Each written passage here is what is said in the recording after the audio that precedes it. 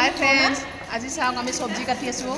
কালি নামঘৰত লাড়ু পিঠা বনালোঁ, আজি হ'ল ইয়াতে চব্জি কাটাত লাগিছোঁ। কালি দিনৰ সাজটো হ'ব, ভকতসকল আহিব, ৰাতি ভাওনা হ'ব, আহিব আপোনালোকে চাব কালি ন।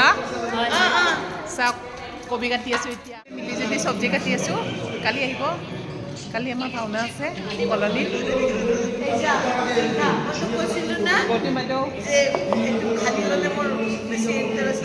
গাজৰ কাটি আছে, এইটো চাইডে চাওক, এইটো হ'ল বৰমন্দা